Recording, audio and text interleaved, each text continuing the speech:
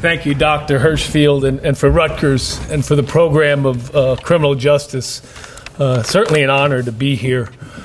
I think of how I started my week on Monday morning at 2 elementary schools in Atlantic County, where I was with kindergartners through 6th graders who partner with the state police to gather food and clothing for the homeless down there.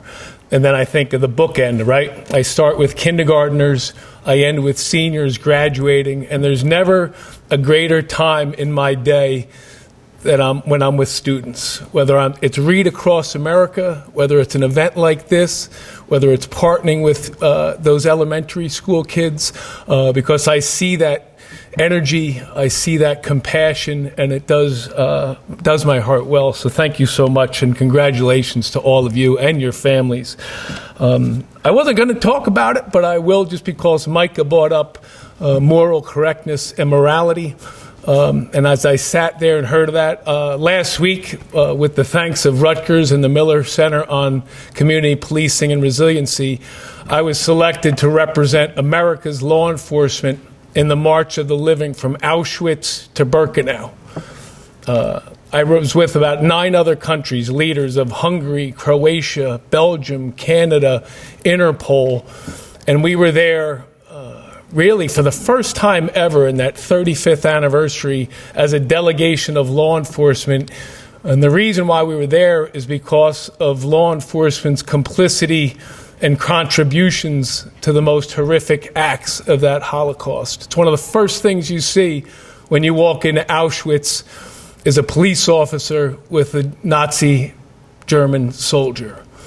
And you fast forward, and here we were, promising never again and signing a declaration to all there. There was 10,000 people there, that we would never be complicit again, and we would take it further across every country on this globe and train our law enforcement officers about the Holocaust and being aware of it, also about hate crimes. And I wondered, where was the moral compass of those law enforcement officers during that? How did they go home to their families after what they did? And I hope and trust that that crushing experience, which I'm still processing, it was not easy to go home and watch my 2-month-old baby and look at her shoes after seeing thousands and thousands of baby shoes on display, representatives of those who did not make it. It was hard, and it remains hard, but I think it was important that I address that here in the vow in front of all of you, and certainly the vow we made in front of 10,000 people, including 44 Holocaust survivors who could not believe that we were there in that capacity. So I thought I'd share that to you. I think back to our first colonel, General Order Number 1, Colonel Schwarzkopf, who was the father of General Storm and Norman Schwarzkopf from Operation Desert Storm. He was a West Point grad. He was our first colonel, badge number 1. And the very first order he signed on December 5th, 1921, as that first class headed out of the academy from Seeger in a blinding snowstorm, the main crux of that general order said, "The prevention of crime is of greater importance than the punishment of criminals." Think of that. The prevention of crime is of greater importance than the punishment of criminals. That was in 1921. It's 2023. It's timeless, as is the last line where he commands all the New Jersey troopers to perform their duties with a respectful bearing on all classes. In a time when that narrative and those incidents and the George Floyds and the Tyree Nichols and the things that happened in Memphis or the things that happened in Minnesota and across the country might as well be happening right here in New Brunswick, New Jersey. And people argue it's not fair to broad brush law enforcement. We are a law enforcement family. So when that officer does something egregious on the other side of this country, we do have to take responsibility for that and hold one another and certainly hold him or her accountable. And I use that word "we" in law enforcement during the Holocaust intentionally because we cannot pick or choose where law enforcement was throughout the course of time and what went well. It'd be easy to stand up here and talk about those things that went perfect, right? How we fought through the pandemic, how we planned for the Super Bowl, how we deal with mass gatherings. But it's important that we recognize what's behind us, that rear view mirror, right? It's that big on everybody's car. Your windshield is this big. That doesn't mean that you don't look back every now and again, because we must, to hopefully never repeat ourselves. But that windshield is where you come in. That vision, that future, that us here, whether at the podium or not, can pass that baton on to each and every one of you. Whether you're in law enforcement, whether you're a lawyer, whether you're a paralegal, whether you're a social worker, wherever you fall into that spectrum of the criminal justice system, we need you. And that's a fact. I also think about bridges of trust that you hear a lot about. And I ask you to envision the George Washington Bridge for me for a minute. And those girders and those rivets. You know, how many hundreds of thousands of rivets do you think are in that bridge, that one bridge alone? And what I ask our troopers is to envision themselves as a rivet in that bridge. And to remain steadfast and strong and true to the structure of that bridge of trust that we are trying to maintain.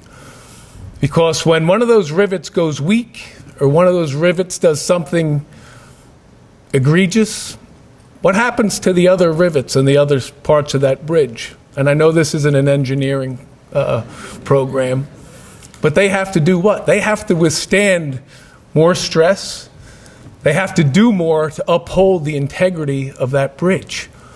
And I challenge you to do that too, regardless of where you fall, no matter what you choose to do, to become that rivet that does not be compromised to add stress to those around you in that same profession. I do think it is a noble profession. I think it's one of the most that we are called to deal with, the most marginalized people on the face of the earth. And the people that we're called to deal with sometimes have been born into this world with a few strikes against them. Whatever that is, addiction, domestic violence, poverty, strife. And when they call 911, they want somebody with compassion to show up and make calm out of chaos. Sometimes the only thing that they have left is their dignity. And I tell the troopers, do not try and take that away, because they will fight you for it, as they should. You can arrest somebody with 2 kilos of cocaine and a gun and still treat them with compassion and according to the Constitution. And if you treat them with compassion, the constitutionality of that encounter has to follow. It has no choice. I know some folks think that body-worn cameras are this almighty elixir. Let's just strap a camera on, turn it on. And I ask you to think about any profession that you can think of that asks you to put a camera on your chest and go out and deal with the most marginalized. And you better do it perfectly, because if not, we're going to watch it frame by frame by frame and pick it apart. I think about my wife 7 years ago. She's in stage 4 cancer, colon, liver, lung. Her first surgery, that surgeon went in and took half of her liver out. And her cancer has come back multiple times.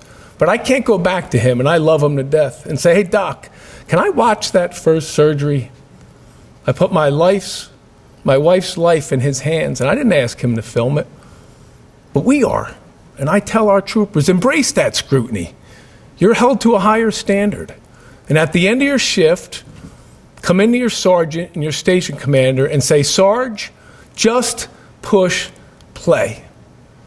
And watch how I treated people out there. Whether it was a car stop, whether it was a fatal accident, whether it was a domestic, to treat people with that compassion that Colonel Schwarzkopf talked about in his first order. I also remind our troopers that they take an oath, and at the end of their oath is the same 4 words as any oath ends with. And I know you all know it. And most of you, I hope, will take it one day, whether that's to become a lawyer, a judge, a police officer, a state trooper. And those 4 words are, so help me God.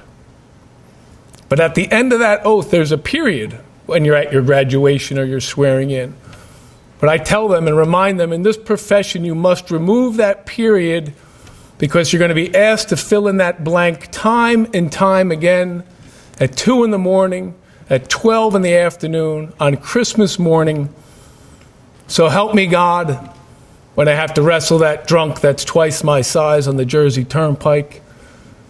So help me God when I have to go to the autopsy of a 4-year-old girl who drowned. So help me God when I have to arrest a father on Christmas morning because he punched his wife in front of his 3 kids.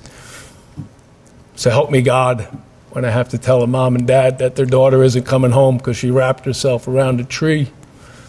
So help me God. And he does. And that's the truth that helps guide me through my day and through my work.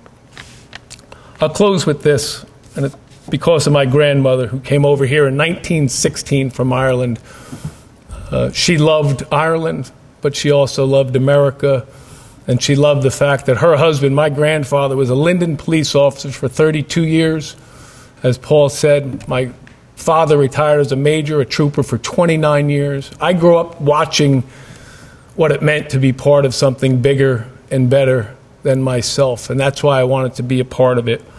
But my grandmother always talked about finding what you are passionate about, and I hope all of you here, you might not have the exact profession in mind, but I trust the fact that you are criminal justice majors, that you have a passion for that, whether it's that moral compass and correction that Micah talked about, whether that's social reform, whether that's criminal justice reform, whether that's rehabilitation. As a father of a son who did 7 years in state prison, rehabilitation is key. But if you don't find what you're passionate about, I think you'll be lost. So find that passion and then decide to do it. The getting paid for it's just the bonus. And as my grandmother, Mary Ellen Toner, would say, find what you love to do, and you really never work another day in your life. God bless each and every one of you. Congratulations.